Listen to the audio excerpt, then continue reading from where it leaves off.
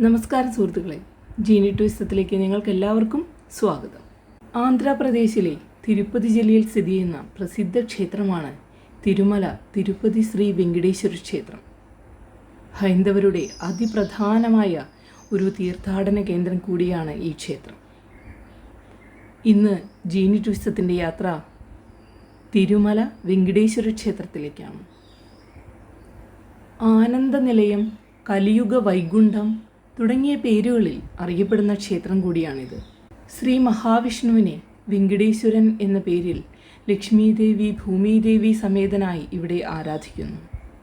ലക്ഷ്മീനാരായണ സങ്കല്പത്തിലുള്ള ക്ഷേത്രമാണിത്. ഐശ്വര്യത്തിൻ്റെ ദേവതയായ ലക്ഷ്മീദേവിക്ക് തുല്യ പ്രാധാന്യമുള്ള ഒരു ക്ഷേത്രം കൂടിയാണിത്. ഭഗവതി പത്മാവതി എന്ന പേരിൽ അറിയപ്പെടുന്നു. തമിഴ് ഭക്തകവികളായ ആഴ്വാർമാർ പാടിപ്പുകഴ്ത്തിയ 108 ദിവ്യദേശങ്ങളിൽ ഒന്നാണിത്. പൂർവഘട്ട മലനിരകളിൽ സ്ഥിതി ചെയ്യുന്ന തിരുമലയിൽ 7 കുന്നുകളിൽ ശേഷാദ്രി, നീലാദ്രി, ഗരുഡാദ്രി, അഞ്ജനാദ്രി, ഋഷഭാദ്രി, നാരായണാദ്രി, വെങ്കിടാദ്രി, അവസാനത്തേതായ വെങ്കിടാദ്രിയിലാണ് ഈ ക്ഷേത്രം സ്ഥിതി ചെയ്യുന്നത്. അതിനാൽ ക്ഷേത്രം സപ്തഗിരി എന്നറിയപ്പെടുന്നു. പുഷ്കരണി എന്നറിയപ്പെടുന്ന വലിയൊരു കുളത്തിൻ്റെ കരയിലാണ് ക്ഷേത്രം. മുഖ്യപ്രതിഷ്ഠയായ വെങ്കടേശ്വരൻ ബാലാജി, ശ്രീനിവാസൻ, ഗോവിന്ദൻ, സപ്തഗിരീശ്വരൻ, ആദിനാരായണൻ എന്നീ പേരുകളിലും അറിയപ്പെടുന്നു. കലിയുഗ പ്രത്യക്ഷ ദൈവം എന്നറിയപ്പെടുന്ന ഭഗവാൻ കൂടിയാണ് വെങ്കടേശ്വരൻ. ശ്രീ വെങ്കടേശ്വരനോടൊപ്പം ശ്രീലകത്ത് ശ്രീകൃഷ്ണൻ, രുക്മിണീദേവി, ശ്രീരാമൻ, സീതാദേവി, ലക്ഷ്മണൻ എന്നിവർക്കും പ്രതിഷ്ഠയുണ്ട്. നരസിംഹമൂർത്തി, ഹനുമാൻ സ്വാമി, കുബേരൻ, ഗരുഡൻ, വരദരാജൻ, ശേഷനാഗം തുടങ്ങിയ ഉപദേവന്മാരെയും ഇവിടെ കാണാം. തലമുണ്ഡനം ചെയ്യുക, പണം കാണിക്കയർപ്പിക്കുക എന്നിവയാണ് പ്രധാന വഴിപാടുകൾ. ഐശ്വര്യത്തിനും മോക്ഷപ്രാപ്തിക്കുമായി ധാരാളം ഭക്തർ ഇവിടെ ദർശനം നടത്തുന്നു. ഈ ക്ഷേത്രത്തിൽ ദർശനം നടത്തിയാൽ ആരോഗ്യവും അഭിവൃദ്ധിയും ദുരിതങ്ങളിൽ നിന്ന് മോചനവും ഉണ്ടാകുമെന്ന് ഭക്തർ വിശ്വസിക്കുന്നു. നവദമ്പതികൾ ഈ ക്ഷേത്രം സന്ദർശിക്കുന്നത് വിശേഷമായി കരുതുന്നു. ലോകത്തിലെ ഏറ്റവും കൂടുതൽ വരുമാനമുള്ള ഹൈന്ദവ ക്ഷേത്രമാണിത്. വിവിധ രൂപങ്ങളിൽ വരുമാനം ഇവിടെ എത്തുന്നുണ്ട്. നിത്യേന ആയിരക്കണക്കിന് തീർത്ഥാടകർ വരുന്ന ക്ഷേത്രത്തിൽ വിശേഷാവസരങ്ങളിൽ എണ്ണം ഇതിലും കൂടും. ശ്രീ വെങ്കടേശ്വര ബ്രഹ്മോത്സവം, പത്മാവതി തിരുക്കല്യാണം, സ്വർഗവാതിൽ ഏകാദശി, രാമനവമി, ശ്രീകൃഷ്ണ ജന്മാഷ്ടമി എന്നിവ ഇവിടുത്തെ വിശേഷ ദിവസങ്ങളാണ്. തിരുമല തിരുപ്പതി ദേവസ്ഥാനം എന്ന സംഘടനയുടെ കീഴിലാണ് ക്ഷേത്രഭരണം. പ്രസിദ്ധമായ ശ്രീ കാളഹസ്തി ശിവക്ഷേത്രം ഇവിടെ നിന്നും 40 കിലോമീറ്റർ അകലെ സ്ഥിതി ചെയ്യുന്നു. തിരുപ്പതി, റെനിഗുണ്ട തുടങ്ങിയവയാണ് അടുത്തുള്ള റെയിൽവേ സ്റ്റേഷനുകൾ. കേരളത്തിൽ നിന്നും ചെന്നൈയിൽ നിന്നും ധാരാളം ട്രെയിനുകൾ ഇങ്ങോട്ട് സർവീസ് നടത്തി വരുന്നുണ്ട്. പുരാണങ്ങളിൽ പലയിടത്തായി പരാമർശിച്ചിട്ടുള്ള ക്ഷേത്രമാണ് തിരുമല ക്ഷേത്രം. വെങ്കടേശ്വര ക്ഷേത്രം വരും മുമ്പ് തന്നെ ഇവിടെ ഒരു ക്ഷേത്രമുണ്ടായിരുന്നതായി കഥയുണ്ട്. വിഷ്ണു ഭഗവാന്റെ 3ാമത്തെ അവതാരമായ വരാഹമൂർത്തി കുടികൊണ്ട ആ ക്ഷേത്രം ഇപ്പോഴുമുണ്ട്. ഐതിഹ്യമനുസരിച്ച് ഹിരണ്യാക്ഷനെ നിഗ്രഹിച്ച ശേഷം വരാഹമൂർത്തി തൻ്റെ വാഹനമായ ഗരുഡനുമായി തിരുമലയിൽ വരികയും തുടർന്ന് അവിടെ സ്വാമി പുഷ്കരണി എന്നു പേരുള്ള അതിവിശാലമായ കുളത്തിൻ്റെ പടിഞ്ഞാറേ കരയിൽ കിഴക്കോട്ട് ദർശനമായി കുടികൊള്ളുകയും ചെയ്തു. പിന്നീട് ഏറെക്കാലം കഴിഞ്ഞാണ് വെങ്കടേശ്വര ഭഗവാൻ തിരുമലയിലെത്തിയത്. അതിനു പിന്നിലും രസകരമായൊരു കഥയുണ്ട്. അതിപ്രകാരമാണ്.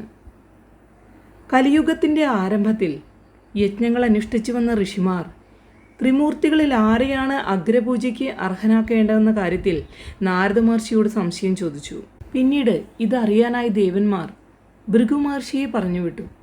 കാലിൽ ഒരു കണ്ണുണ്ടായിരുന്ന ഭൃഗുമഹർഷി ആദ്യം ബ്രഹ്മാവിനെയും പിന്നീട് പരമശിവനെയും പോയി കണ്ടുവെങ്കിലും ഇരുവരും അദ്ദേഹത്തെ കണ്ട ഭാവം നടിച്ചില്ല. തുടർന്ന് മഹാവിഷ്ണുവിനെ കാണാൻ വൈകുണ്ഠത്തിലെത്തിയ മഹർഷി കണ്ടത് താൻ വന്നതറിഞ്ഞിട്ടും അറിയാത്ത പോലെ പെരുമാറുന്ന ഭഗവാനെയാണ്. കോപിഷ്ഠനായ മഹർഷി ഭഗവാന്റെ നെഞ്ചത്ത് ഒരൊറ്റ ചവിട്ട്. ഇതിനിടയിൽ അദ്ദേഹത്തിൻ്റെ കാലിലെ കണ്ണ് തെറിച്ചുപോയി. അപ്പോഴും ഒന്നും മിണ്ടാതിരുന്ന ഭഗവാൻ പിന്നീട് ഇതിൽ മാപ്പപേക്ഷിച്ചു. അങ്ങനെ ഭഗവാൻ ത്രിമൂർത്തികളിൽ ഉത്തമനാണെന്ന് മഹർഷിക്ക് ബോധ്യപ്പെട്ടു.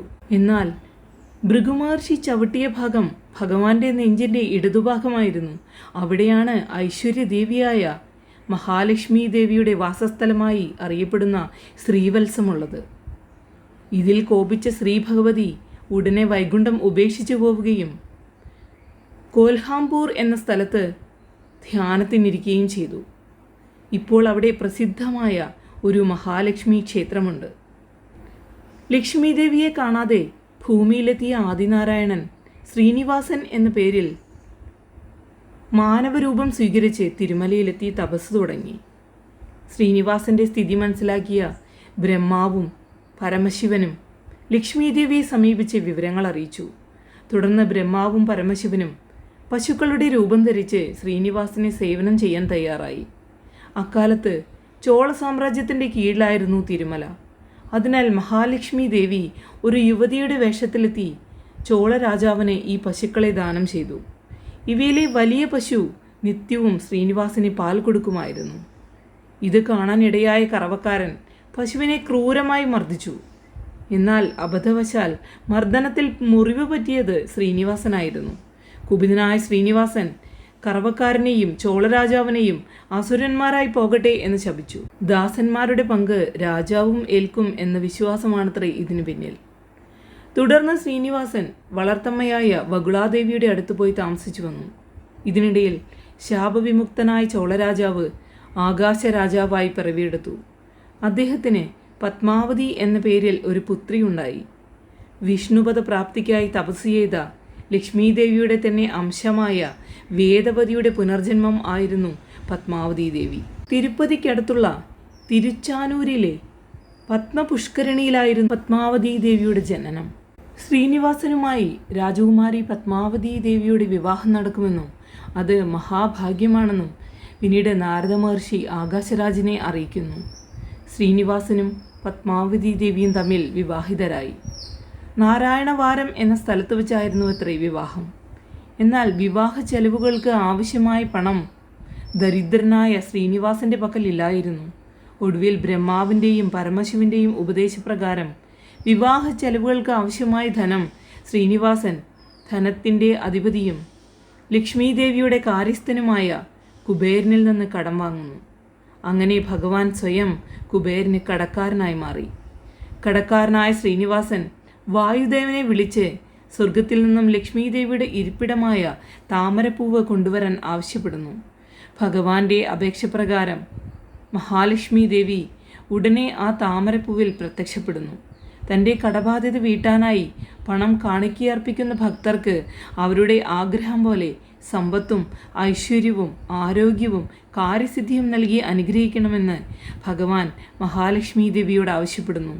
ഭക്തരുടെ അഭീഷ്ടങ്ങളെ താൻ ഉടനെ സാധിപ്പിച്ചു കൊടുക്കാമെന്നും ഐശ്വര്യങ്ങൾ നൽകാമെന്നും ശ്രീ ഭഗവതി ഭഗവാനോട് പറയുന്നു. അപ്പോൾ നാരായണൻ വിശ്വരൂപം പ്രാപിക്കുകയും ആനന്ദനിലയമെന്ന തിരുമല ക്ഷേത്രത്തിൽ പ്രവേശിച്ച് സ്വയം ശിലയായി മാറുകയും ചെയ്തു. സംഭവം കണ്ട എല്ലാവരോടും സകലരുടെയും ദുഃഖദുരിതങ്ങൾ തീർക്കാൻ ഭഗവാൻ മഹാലക്ഷ്മി സമേതനായി വെങ്കിടാദ്രിയിൽ കലിയുഗത്തിലെ പ്രത്യക്ഷ ദൈവമായി കുടികൊള്ളാൻ പോവുകയാണെന്ന് ബ്രഹ്മാവും പരമശിവനും പറയുകയുണ്ടായി. അപ്പോൾ ഇരു ദേവിമാരും ഭഗവാനോടൊപ്പം ലയിച്ചു ചേർന്നു. മഹാലക്ഷ്മി ദേവി ഭഗവാന്റെ നെഞ്ചിൻ്റെ ഇടതുഭാഗത്തും പത്മാവതി ദേവി വലതുഭാഗത്തും കുടികൊണ്ടു. അങ്ങനെ ലക്ഷ്മി സമേതനായ മഹാവിഷ്ണു തിരുപ്പതിയിൽ സർവ്വദുഃഖഹരനായി കുടികൊള്ളുന്നു. മഹാലക്ഷ്മി ദേവിയാകട്ടെ തിരുപ്പതിയിലെത്തുന്ന ഭക്തർക്ക് അവരുടെ ആഗ്രഹപ്രകാരം അഷ്ടൈശ്വര്യങ്ങൾ ചൊരിഞ്ഞുകൊണ്ട് ഭഗവാനോടൊപ്പം നിലകൊള്ളുന്നു.